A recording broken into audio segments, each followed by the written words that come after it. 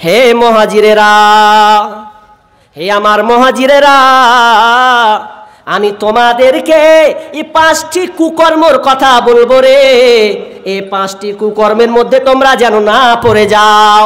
যদি কোনো জাতি এই 5টা কুকর্মের মধ্যে পড়ে যায়, হঠাৎ করে এমন আযাব তাদেরকে অ্যাটাক করবে, সেদিন তারা বাঁচার উপায় হবে না। 1 নাম্বারটা কি বলে দিচ্ছে আল্লাহ রাসূল বলছেন, আমার মুহাজিরের দল তোমরা গুনে নাও। 1 নাম্বারটা হলো, যখন তোমাদের মধ্যে, তোমাদের জাতির মধ্যে যখন অশ্লীলতা প্রকাশ পাবে, বেহায়াপনা বেড়ে যাবে, ফিতনা বেড়ে যাবে, পরকিয়া বেড়ে যাবে, সমকামিতা বেড়ে যাবে, সেদিন তোমাদের উপরে এমন একটা মহামারী দেওয়া হবে রে, যেই মহামারী, যেই রোগে আক্রান্ত হবে মানুষ, কিন্তু কে রোগের নাম বলতে পারবে না, না তার বাপ দাদা বলতে পারবে, না কোনো ডাক্তার সে বলতে পারবে, কে এই ব্যাপারে কিছুই বলতে পারবে না। কারণ প্রথম আল্লাহ আযাব ওই জাতির উপরে অ্যাটাক করেছে। 1 নম্বর, ঘুমায়ে যাইবে তুমি চিরজন্মের মতো, আর তো কোনো দিন ফিরে আসবে না।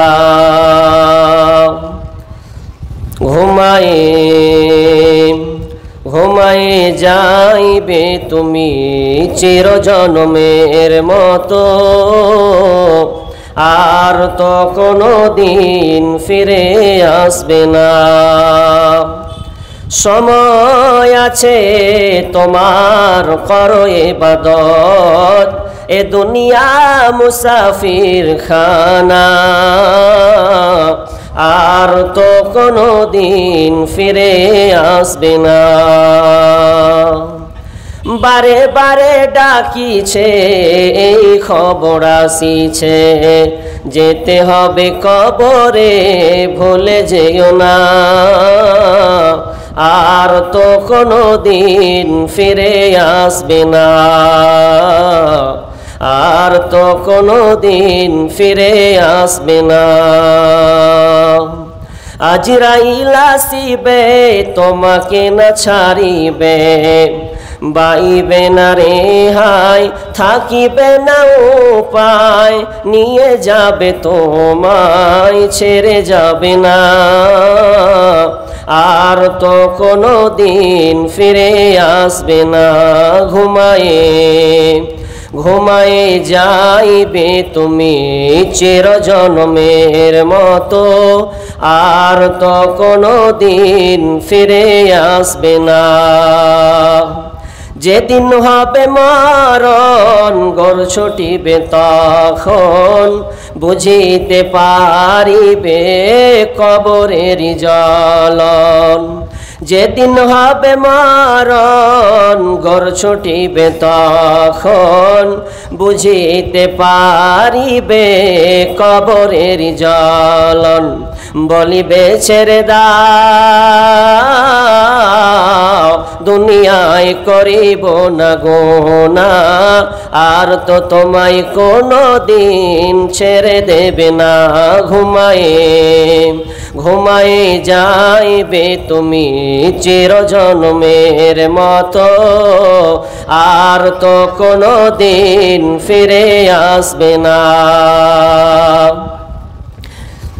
পুত্র স্বজন আসিবে, পাশে বসে কাঁদিবে, কানে তুমি শুনিবে, আফসোস করিবে, মুখের কথা বলার উপায় রবে না, আর তো কোনো দিন ফিরে আসবে না। ভাই বন্ধু আসিবে, এক নজর দেখিবে, ভাই বন্ধু আসিবে, এক নজর দেখিবে, ফিরে চলে যাইবে, বন্ধুর ভালোবাসা সঙ্গে যাবে না, আর তো কোনো দিন ফিরে আসবে না। নামাজ পড়ো রোজা রাখো কালমা পড়ো তো ইবাদত করো নামাজ পড়ো রোজা রাখো কালমা পড়ো তো ইবাদত করো কবরেতে পাবে তুমি সান্ত্বনা আর তো কোনো দিন ফিরে আসবে না ঘুমায়ে ঘুমায়ে যাইবে তুমি চিরজন্মের মতো আর তো কোনো দিন ফিরে আসবে না আর তো কোনো দিন ফিরে আসবে না বিসমিল্লাহির রহমানির রহিম الذين يؤمنون بالغيب ويقيمون الصلاة ومما رزقناهم ينفقون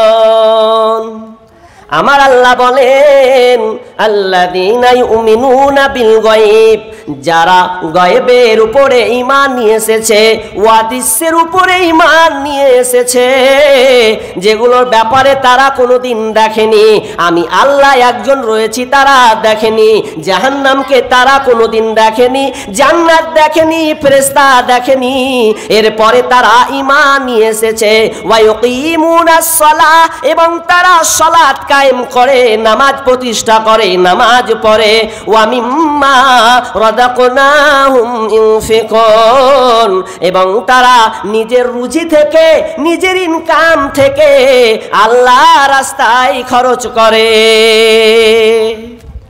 তাহলে শুধু আমি নামাজ পড়ব দান করব না সাদাকা করব না তাহলে আমি কামিয়াব নয় শুধু সালাত পড়লাম নামাজ পড়লাম এতে কামিয়াবি নয় কামিয়াবি কোথায় একজন ঈমানদারের গুণ কেমন থাকতে হবে যেমন নামাজ থাকবে তেমন তার সাদাকা থাকবে এখন আপনারা বলছেন মৌলভী সাহেব দান সাদকা তো বড় লোকেরা করবে আমরা গরিব মানুষ আপনি গরিবদের বিষয়ে আলোচনা শুরু করেছেন হুট করে আপনি দানের কথা কেন বললেন অবশ্যই দানের কথা বলছি এই জন্য একটু থামেন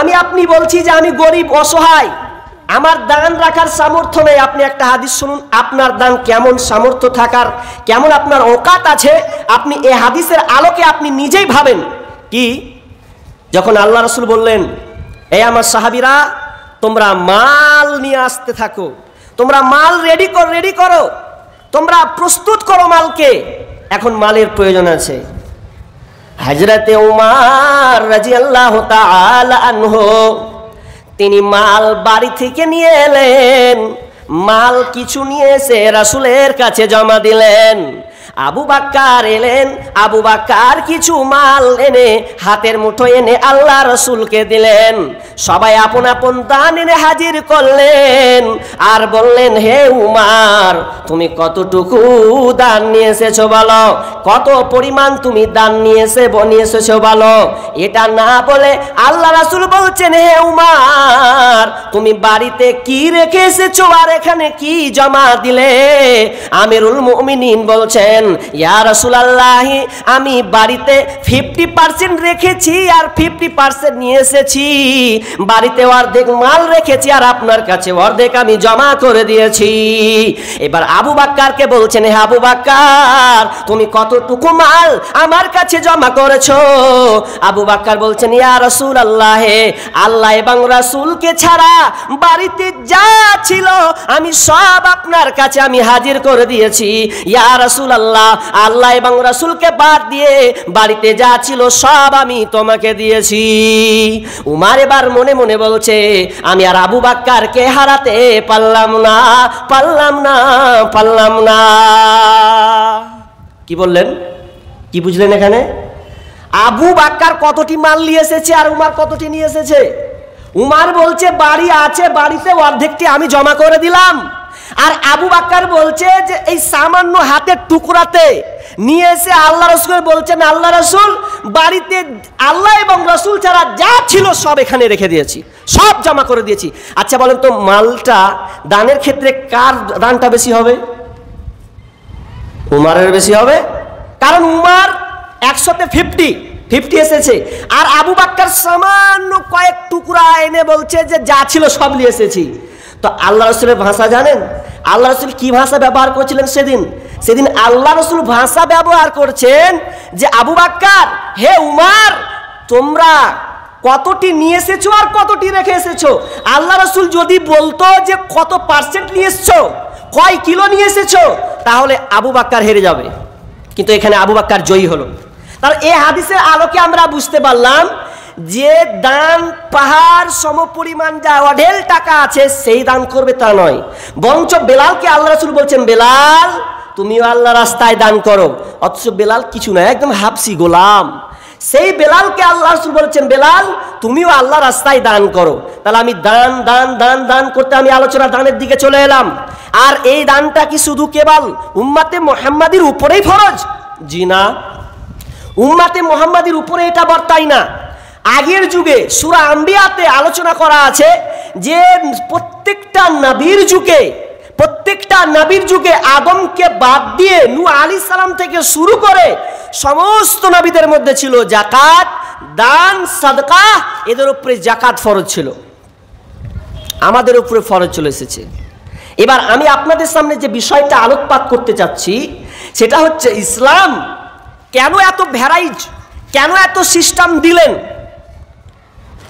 আমরা জানি একগুলোকে বলা হয় সাদাকা, একগুলোকে বলা হয় ফিদিয়া, একগুলোকে বলা হয় কাফারা, একগুলোর নাম হলো যাকাত। এই যে এতগুলো নাম আল্লাহ তাআলা দিলেন কেন? এই জন্য দিলেন যাতে গরিবরা না খেয়ে পড়ে। ইসলাম হচ্ছে, আগে বলেছি, ইসলাম হলো সাম্যের দিন। আপনি যদি দুটা কম্বল নিয়ে বাড়িতে ঘুমান তো অন্তত ওই গরিবটা ছিঁড়া কাঁথা নিয়ে যেন ঘুমায়, তার শরীরেও যেন একটা ক্যাথা থাকে। আপনি যদি খাসির মাংস আর পোলাও আর বিরিয়ানি খান, একটা প্রতিবেশী, একটা গরিব যেন সে সামান্য ডাল ভাত খেয়েও যেন দিনটাকে চালাতে পারে। এর নাম হচ্ছে ইসলাম। ইসলামে এত জাকাতকে নিয়ে কড়াক্রান্তি করা হয় কেন? এই বিষয়টা থামেন একটু। তাহলে ইসলাম গরিবদের জন্য কি ভেবেছে? অনেক সিস্টেম আল্লাহ তাআলা করেছেন। তা একটা একটা করে আপনাকে নিয়ে যাই, চলেন দেখি। আল্লাহ তাআলা গরিবদের ব্যাপারে আনন্দ উৎসব যে একটা আমাদের আছে, ঈদুল ফিতর এবং ঈদুল আজহা, সেই দিনে যেন গরিবরা না খেয়ে মরে, সেই দিনও যেন যারা খুশি আনন্দ উল্লাসে থাকে, এই জন্য আল্লাহ ব্যবস্থা করেছেন। তার এক প্রকার নাম হচ্ছে কি? রমজান মাসে সেটা হচ্ছে ফিতরা। ফিতরা আমরা যে দিব এখন ফিতরা, এই ফিতরা একসা করে 2.5 কিলো 3 কিলো করে আমরা ফিতরা খাদ্যদ্রব্য আদায় করব। এটা কাদের জন্য করা হলো? গরিবদের জন্য করা, যাতে এই ঈদুল ফিতর, ঈদের দিন যেন অন্তত কোন ফকির, কোন মিসকিন, কোন অভাবী যেন লোকের দ্বারে দ্বারে হাত না পাততে হয়। এই জন্য আল্লাহ তাআলা এই সিস্টেম করেছেন। এখন বলেন কেন সিস্টেম কেমন? আপনি আবু দাউদের একটি হাদিস পড়ুন। ইবনে আব্বাস রাদিয়াল্লাহু তাআলা আনহু তিনি হাদিস বর্ণনা করছেন যে এই যে রমজান মাস, এই রমজান মাসে আমরা শেষে যাকাতুল ফিতর কেন আদায় করব? এর দুটা কারণ। এক নম্বর কারণ হচ্ছে আপনি টানা 1 মাস সিয়াম পালন করেছেন। এই সিয়াম পালন করার ফলে আপনার ভুল ত্রুটি, গালিবাজ, খারাপ কাজ, অন্যায় অশ্লীল কাজ হয়ে যেতে পারে। এই জন্য আল্লাহ তাআলা রাসূলের মাধ্যমে যাকাতুল ফিতর কি করলেন? ফরজ করলেন। নাম্বার 2, আরেকটি কারণ কি? দ্বিতীয় নম্বর কারণ হচ্ছে সেই দিন যেন ফকির, মিসকিন, অসহায় যেন তারা লোকের কাছে হাত না পাতে, ওদের মুখে যেন একটা আনন্দ থাকে। আমরা যেমন আনন্দ করব, ওরাও যেন আনন্দ করে। এই জন্য আল্লাহ তাআলা এই সিস্টেমটা জারি করলেন। ক্লিয়ার? এবার আমি আপনাকে যে ইম্পর্টেন্ট একটি কথা বলতে চাই, একটি হাদিস আপনাকে বলতে চাচ্ছি। জান ইবনে উমারা আন্না নবী সাল্লাল্লাহু আলাইহি ওয়াসাল্লাম বিযাকাতুল ফিতরি ক্বাবলা খুরুজিন নাসি ইলা সলাহ। এই হাদিসের আলোকে রাসূল সাল্লাল্লাহু আলাইহি সাল্লাম বলছেন, ইবনে উমার হাদিসটি বর্ণনা করছেন যে আমাদেরকে ঈদের মাঠে যাওয়ার আগেই, অর্থাৎ ঈদের নামাজ পড়ার আগেই যেন খাদ্যদ্রব্য প্রত্যেকটা অভাবীর বাড়িতে যেন পৌঁছে দেওয়া হয়। এখন আপনারা আমার সঙ্গে কিছুক্ষণ কথা একটু ধ্যানের সঙ্গে শুনেন আমি কি বলতে চাচ্ছি। কারণ এখন সোশ্যাল মিডিয়াতে এই বছর যত ঝড় উঠেছে ফেতরা নিয়ে, এত ঝড় উঠেছে, যেমন রাশিয়া আর ইউক্রেন যেমন যুদ্ধ, এখন আলেমে আলেমে এমন একটা দাঙ্গা ফাসাদ তৈরি হয়েছে, ফিতনা এক প্রকার সৃষ্টি হয়েছে, এক অপরকে কাদা ছুড়াছুড়ি করছে ফতোয়ার মাধ্যমে। আমি ওইদিকে যাব না, কে টাকা দিবেন, কে খাদ্যদ্রব্য দিবেন, এটা আমার বিষয় নয়। বিষয়টা হচ্ছে আপনি যে খাদ্যদ্রব্য দিবেন বা টাকা দিবেন, আপনি যে জমা করলেন সর্দারের কাছে, ওই সর্দার কাকে জমা করলো, কখন জমা করলো, কোন সময়ে দিল। আর হাদিসের বাস্তবতা কি, ঈদের আগে আগেই বিলি বন্টন করে দেওয়া, যাতে গরিবরা, মূল টার্গেট, মূল উদ্দেশ্য, গরিবরা সেই দিন যেন লোকের দ্বারে দ্বারে হাত পাততে না হয়। তো আপনাকে সর্দার, আমি আপনাকে বলছি, আপনি যে সর্দার মোড়ল হয়েছেন, আপনার দায়িত্ব হচ্ছে কেউ যখন আপনাকে ফিতরা দেবে, খাদ্যদ্রব্য দেবে, সেই খাদ্যদ্রব্য আপনাকে ঈদের মাঠে যাওয়ার আগে আগে পৌঁছে দিতে হবে। দুঃখজনক, কিছুদিন আগে একটা কথা শুনলাম, ঘটনা এত খারাপ লেগেছে ঘটনা শুনতে। ও মোড়লকে চাল দিয়েছে, চাল দেওয়ার পরে পুরো 1 মাস পর হয়ে যাচ্ছে, অথচ তার চাল বাড়িতে জমা পড়ে আছে, সে দেয়নি। এটা দুঃখজনক ছাড়া আর কিছু নয়। আপনাকে কেউ যদি খাদ্যদ্রব্য দেয়, আমি আর একটা মিডিলে একটা কথা বলে রাখি, কোরআন সুন্নাহ অনুযায়ী খাদ্যদ্রব্য দেওয়া, কেউ যদি খাদ্যদ্রব্য দেয় তাহলে কেউ তার হাত ধরে বলতে পারবে না যে খাদ্যদ্রব্য দিলি এটা তুই ভুল কাজ করলি। এটা কেউ দাবি নয়, কোনো আলেম এ ব্যাপারে বলতে পারবে না যে ব্যক্তি খাদ্যদ্রব্য দিল তাকে অ্যাটাক করা। অথচ সর্দার মোড়ল অ্যাটাক করে। কি অ্যাটাক করে? এই বলে অ্যাটাক করে, যখন কোনো ব্যক্তি খাদ্যদ্রব্য দেয় তাকে বলে তুই দল থেকে বাড়া, দল ছাড়। কেন? টাকা লাগবে, খাদ্য নয়। এটি বেশি পাকাম করতে যায় না। আপনি দুটা স্ত্রী রাখেন, কেউ যদি টাকা দেয় লেন, কেউ যদি খাদ্যদ্রব্য দেয় লেন, কিন্তু আপনি ক্ষমতা দেখাবেন না এখানে। কেন? কারণ দুটা দলিল হচ্ছে, স্ট্রং হচ্ছে খাদ্যদ্রব্য। কেউ যদি দেয় আপনি তাকে ফিরিয়ে দিবেন না। যদি আপনি না পারেন, আপনি বলেন না ওকে, আপনি বলেন। আর আপনাকে যে দিয়ে বেড়াতে হবে এমনটা তো নয়, আপনি বলেন যে তোর খাদ্যদ্রব্য তুই দিয়ে বিলি বন্টন করে দে, তাহলে ঝামেলা মিটে গেল। আমরা এবার সিদ্ধান্ত নিয়েছি যে চাল দিবে, কাউ অ্যাটাক করা যাবে না, যার মন হবে সে দিবে। এবং খাদ্যদ্রব্য দেওয়ার পরে মোড়ল সর্দারে আমি বলে দিয়েছি যে আপনি ঈদের মাঠে যাওয়ার আগে আগে যত কন্টেল আসবে, একটা বাড়িতে যদি 6 জন সদস্য হয় তাহলে তার কাছ থেকে 2.5 কিলো করে ধরা হয়, 15 কিলো চাল বের হবে। যদি একটা বাড়িতে যদি 20-25 জন সদস্য থাকে, 50 জন সদস্য থাকে, লোক থাকে, তার বাড়ি থেকে 1 কুইন্টাল 25 কিলো চাল বের হবে। ওই চালগুলো তাড়াতাড়ি ফেলে আসেন। প্রিয় হাজিরিন, কিন্তু আমরা এক জায়গায় ভুল করি, কি জানেন? এক জায়গায় আমরা ভুল করি এটাই যে খাদ্যদ্রব্য দিতে গিয়ে আমরা খুঁজছি কখন আসবে আর কখন দিব। এটা কিন্তু ভুল সিদ্ধান্ত। আপনি বাড়িতে পৌঁছে দিয়ে আসেন। আরে সবাই হাত পাততে পারে না, মিস কিন্তু সারা বছরই চাই। এমন এমন কিছু বাড়ি আছে যে লজ্জায় চাইতে পারে না। আপনি জানেন ওই বাড়িতে একজন বিধবা আছে, ওই বাড়িতে একজন এতিম ছেলে আছে, একটা বাড়িতে তার বাপ মা ছেলেরা ঠিক মতন দেখে না, আপনি অবগত আছেন, তার বাড়িতে আপনি পৌঁছে দিয়ে আসেন। কিন্তু আজকে আমাদের সমাজে ঈদ পার হয় আর ওই 2-5 টাকা 10 টাকা ঠেলে সিংহাতে ভরে দেয়, যা আবার ওখানে যা, ওর কাছে যা। আপনার গ্রামে গরিব অভাবী থাকলে ওই গরিব অভাবীর কথা আগে ভাবেন, তারপরে পরের গ্রাম পরে ভাববেন। আপনার যখন কমপ্লিট হবে পরের গ্রামটা পরে ভাববেন। এটা হচ্ছে মূল উদ্দেশ্য। এবার আল্লাহ তাআলা কেন এই সিস্টেমটা করলেন? জাকাতুল ফিতর আদায় করুন। এরপরে কুরবানির সময় আছে। কুরবানির যে সময় আছে, এই কুরবানির সময় আল্লাহ তাআলা কি করেছেন? আমাদের উপরে কুরবানির বিধান দিয়েছেন। যারা পারবে তারা কুরবানি করবে, যারা পারবে না তারা করবে না। কিন্তু যারা পারবে না, যারা করতে পারবে না, তাদের জন্য ব্যবস্থা করতে হবে। ফাকুলু মিনহা ওয়া আতিমু কানিয়া, তারা যেন নিজে খায় এবং গরিব অভাবীদেরকে যেন তারা সাহায্য করে। এবার কিভাবে সাহায্য করবেন? এই তো এক গেল ফিতরা নিয়ে। এরপরে আলোচনা হলো কি? এই ঈদুল আজহা অর্থাৎ কুরবানির মাংস। এই কুরবানির মাংস আপনি কিভাবে দিবেন? আপনার গ্রামে যদি 25টা খাসি কুরবানি হয়, তাহলে ওই 25টা খাসি কুরবানিটার মাংস যদি সবারই 40 কিলো 30 কিলো 35 কিলো করে হয়, আর ওই 25টা খাসির মাংস থেকে যদি নিয়ম করা হয় যে প্রত্যেকটা ব্যক্তি তার গোস্ত থেকে 2 কিলো 2.5 কিলো 2 কিলো করে যদি সে গোস্ত দেয়, তাহলে জমা পড়বে কত? 50 কিলো মাংস জমা পড়বে। ওটা কে খাবে? ওটা সবির মাস্টার খেতে পাবে? হাবিবুর মাস্টার খেতে পাবে? ডাক্তার খেতে পাবে? ওই মাংসটা কে খাবে? গরিব দুঃখীরাই খাবে।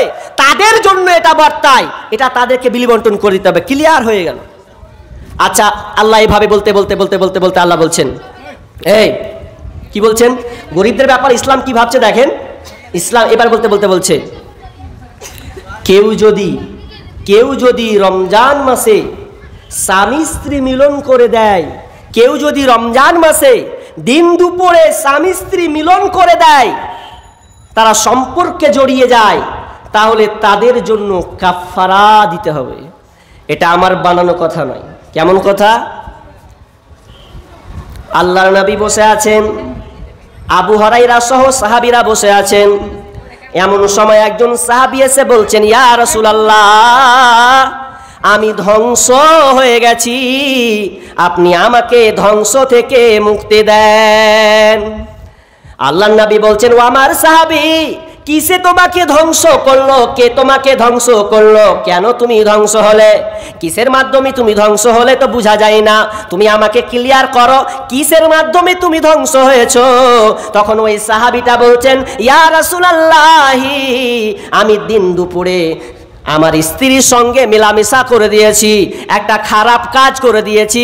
দিন দুপুরে যেটা আপনার নিষেধ করা আছে, ওটা আমি নিষেধকে আমি আদেশের রূপে পরিণত করে দিয়েছি, তাই আমি এখন ধ্বংস হয়ে গেছি। এর ব্যাপারে কি করা যায়? আপনি আমাকে এখান থেকে মুক্তি দেন। আল্লাহ রাসূল বললেন, ও সাহাবী, তুমি একটা বিশাল বড় ভুল কাজ করে দিয়েছ।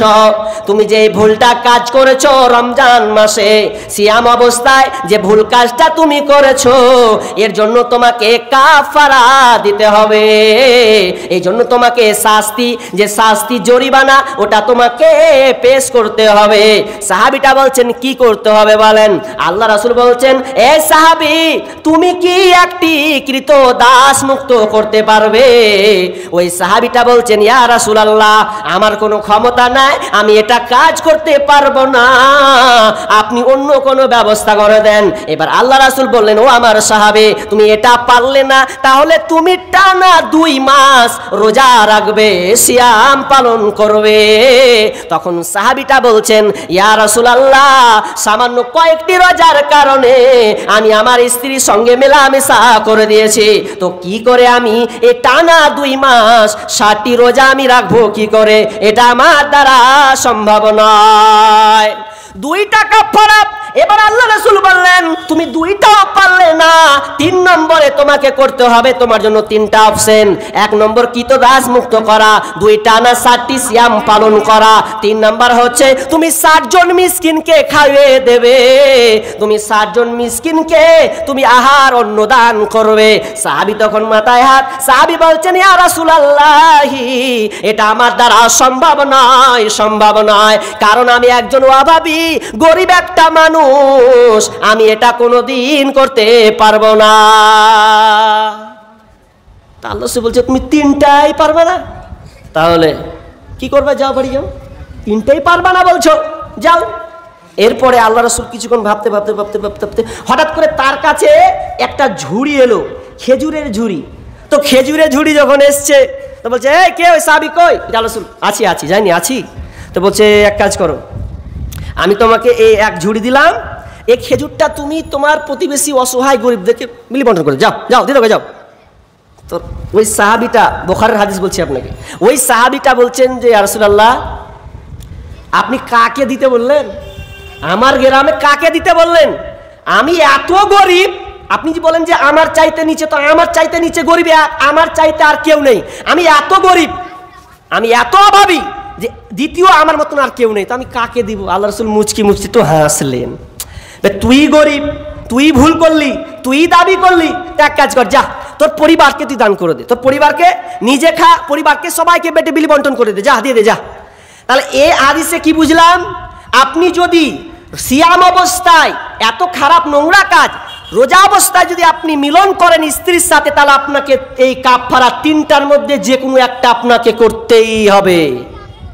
তো এই যে আপনি খাবারটা করলেন, এখন বলে মৌলভী সাহেব হ্যাঁ এটা কোনো দিন হয় না, মানে আমার কাছে রিপোর্ট আছে, বলছে মৌলভী সাহেব এ করতে করতে করতে করতে করতে একটু করতে করতেই ব্যাস আমি রোজা ভেঙে দিলাম।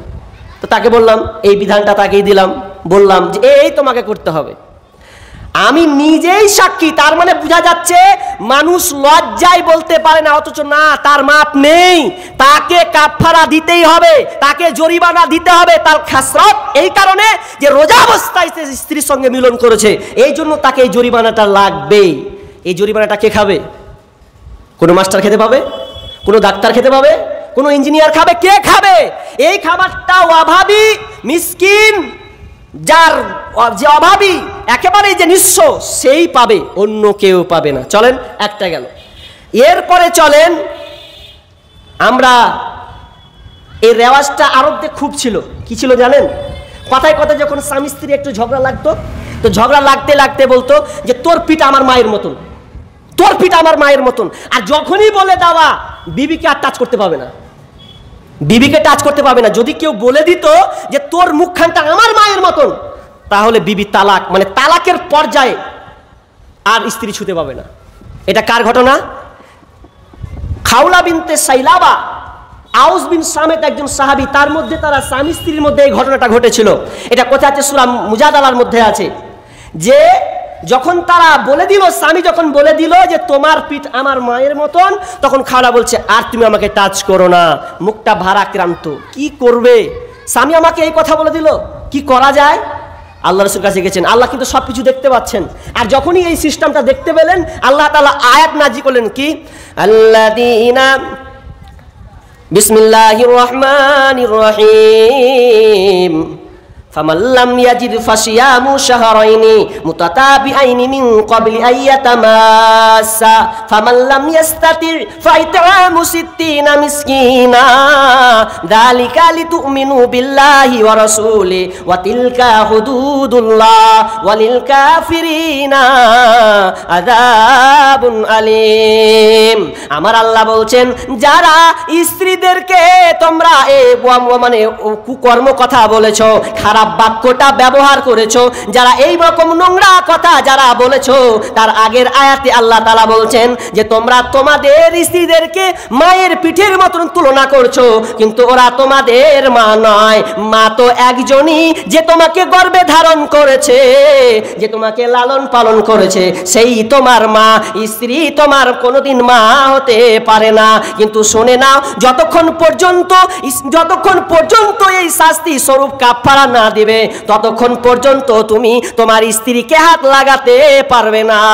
এক নাম্বার হচ্ছে তুমি একটি কি করবে, কিতদাস তুমি দেবে, কিতদাস তুমি ছাড়ান দেবে। এটাও যদি না পারো, তাহলে দ্বিতীয় নম্বর তোমাকে 7টি সিয়াম পালন করতে হবে। এটা যদি না পারো, 3 নম্বর হচ্ছে 2 মাস টানা রোজা, 2 মাস সিয়াম পালন করতে হবে। আর না হলে 7 জন মিসকিনকে তোমাকে অন্নদান করতে হবে। আর যতক্ষণ পর্যন্ত 3টার মধ্যে একটি কাজ না করতে পারবে, ততদিন পর্যন্ত তোমার স্ত্রীকে টাচ করতে পারবে না, বলা যাবে না। কোনো দিন ভুল করে বলিয়েন না যে বলে তোর পিঠটা আমার মায়ের মতন, তোর নাকটা আমার মায়ের মতন। এটাকে বলা হয় জিহার, আরবিতে বলা হয় জিহার করা। এই জিহারটা এত খারাপ জিনিস, আপনি বলতে পাবেন না। যদি বলেন, তাহলে আপনার জরিমানা হচ্ছে আপনাকে টানা 2 মাস সিয়াম পালন করতে হবে, আর না হয় তোমার আপনাকে 2 মাস কি করতে হবে, ফকির মিসকিনকে 7 জন মিসকিনকে অন্নদান করে দিতে হবে। এত দেখতে দেখতে দেখতে দেখতে ইসলাম এতটুকু ভাবতে ভাবতে ভাবতে আবার বলছে, আরে তোরা কথায় কথায় কথায় কথায় কসম খাস, কথায় কথায়। আরে আমি বলছি তো আমি মারিনি ওকে, আল্লাহর কসম খাই। অথবা কসম খেয়ে নেয়, কোরআনের কসম, হ্যানের কসম, মসজিদের কসম, এগুলো খাওয়া যাবে না। যদি আপনাকে কসম খেতেই হয়, তাহলে আপনাকে করতে হবে কি, আল্লাহর কসম। মায়ের কসম বলা যাবে না, মসজিদের কসম বলা যাবে না, কোরআনের কসম বলা যাবে না। বলতে গেলে আপনাকে একটাই বলতে হবে, আমি আল্লাহর কসম করে বলছি, আমি তোর টাকা নিনি রে ভাই। এবার আপনি কসম খেয়ে নিলেন। কসম যদি খেয়ে নিলেন, তো আপনাকে কি করতে হবে, কাফারা লাগবে। এবার আপনি কসম খেলেন, অথচ আপনি টাকা নিয়ে নিয়েছেন, দিয়ে বলছেন আল্লাহর কসম রে ভাই আমি টাকাটা লিনি। এবার আপনি টাকা নিয়েছেন আর আপনি বলছেন লিনি, কিন্তু তলে তলে নিয়েছেন আর কসম খেলেন। তাহলে আপনার শাস্তি হচ্ছে আপনাকে কাফারা দিতে হবে যদি আপনি মুসলিম হন। আমি আপনাকে আবার বলছি, কসম খাচ্ছেন এটা ভালো কথা, কিন্তু কসম মিথ্যা কসম, গলত কসম যদি আপনি খান আর যদি বলেন যে আল্লাহর কসম আমি এই কাজটা করি না, যদি আপনি করে থাকেন, তাহলে আপনি যদি মুসলমানের বাচ্চা হন আপনাকে কাফারা দিতে হবে। কি কাফারা দিতে হবে? আপনাকে 3টা সিয়াম পালন করতে হবে, না পারলে অন্তত আপনাকে 10 জন মিসকিনকে খাবার দিতে হবে, না হয় আপনাকে 10 জন মিসকিনকে মানে বস্ত্র দান করতে হবে। এটা আপনার খেসারত, এটা আপনাকে করতেই হবে। এটা গেল। আল্লাহ দেখছেন কতগুলো সিস্টেম করছেন, করতে করতে করতে করতে করতে করতে করতে বলছে আরে জাকাত যে লাগবে। জাকাত মানে কি? জাকাত মানে হচ্ছে পরিচ্ছন্নতা, পবিত্রতা। মানে একজন মুমিন ব্যক্তি নিজের জান এবং মালকে পবিত্রতা করবে, নিজের জান এবং মালকে পরিশুদ্ধ করবে, পরিষ্কার করবে। কিসের মাধ্যমে? জাকাতের মাধ্যমে। জাকাত কি? আল্লাহ তাআলা বলছেন ওয়াল্লাযীনা ইয়াকনিযুনা আদ-দাহাবা ওয়াল ফিজ্জাতা। আল্লাহ বলছেন যারা সোনা এবং চাঁদিকে জমা করে রাখে, ওয়ালা ইনফিকু ফি সাবিলিল্লাহি, যারা আল্লাহর রাস্তায় খরচ করে না, সোনা এবং চাঁদিকে জমা করে দেয়, এগুলোকে তারা বাড়িতে ভরে রাখে কিন্তু আল্লাহর রাস্তায় খরচ করে না। আল্লাহ বলেন ফাবাশশিরহু বিআযাবিন আলীম, নবী হে আপনি ওদেরকে সুসংবাদ দেন, আযাবের সুসংবাদ, বেদনাদায়ক সুসংবাদ দেন। যারা অর্থ কামাই করে, কোটি কোটি টাকা ইনকাম করে, লাখ লাখ টাকা ইনকাম করার পর গরিবদেরকে যাকাত দেয় না, তাদেরকে আপনি সুসংবাদ দেন। কিসের সুসংবাদ? তারা যেন সে বেদনাদায়ক আযাবে তারা প্রবেশ করবে। শুধু তাই নয়, হাদিসের দিকে চলে যান, যখন ওই লোককে যখন কবরে দেওয়া হবে সে আফসোস করবে, তার সোনা চাঁদি যতগুলো টাকা সে ইনকাম করেছিল, সমস্ত টাকা সোনা চাঁদি রূপা তাকে এমন ভাবে অ্যাটাক করবে, সাপের রূপ ধারণ করবে আর বলবে, সে নিজে বলবে কে তোমরা, কি চাও আমার কাছে, কেন আমাকে এভাবে প্যাচ করে ধরেছ? তখন সাপটা তার সামনাসামনি কথা বলবে আর বলবে, হে বড়লোকের সন্তান, হে পয়সাওয়ালা, হে টাকাওয়ালা, তুমি দুনিয়াতে অঢেল সম্পদ জমা করে রেখেছিলে কিন্তু তুমি জাকাত দাওনি। এগুলো হচ্ছে তোমার সোনা, এগুলো হচ্ছে তোমার চাঁদি, এগুলো হচ্ছে তোমার রূপা, এগুলো হচ্ছে তোমার ধন সম্পদ। আজ আমি তোমাকে অ্যাটাক করব, আমি তোমাকে দর্শন করব, আমি তোমাকে পেঁচিয়ে নিয়ে থাকবো ততদিন পর্যন্ত যতদিন পর্যন্ত তোমার জাহান্নামে ঠাঁই না হবে। ছাই দিবে, পুরাতে থাকবে। আপনি যে টাকাটা ইনকাম করবেন, ওই টাকাগুলো ওই মানে সোনা আর চাঁদি আর রূপা আর গয়না যা আছে সব ছ্যাঁকা মারবে আপনার পিঠে, আপনার বুকে, আপনার সাইডে, সব জায়গায় ছ্যাঁকা দিবে। তখন আপনি আফসোস করবেন কি করলাম। এখন বলবেন মৌলভী সাহেব জাকাত নিয়ে আপনি আলোচনা করলেন, জাকাত কি? এবার আপনি শুনুন, জাকাত আপনি ভেবে দেখেছেন এখন বর্তমানে দুর্ভিক্ষ কেন, গরিবদের সংখ্যা বাড়ছে কেন দিন দিন? আপনি ভেবেছেন কেন এত দিন দিন বাড়তে চলেছে? আপনি দেখেছেন?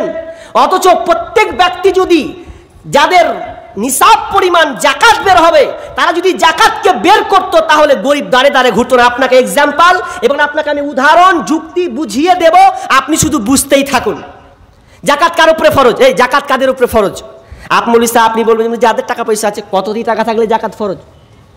কারো কাছে যদি 7.5 ভরি সোনা, 7.5 ভরি সোনা অথবা 52.5 তোলা রূপা চাঁদি যদি থাকে তাহলে তাদের উপরে জাকাত ফরজ।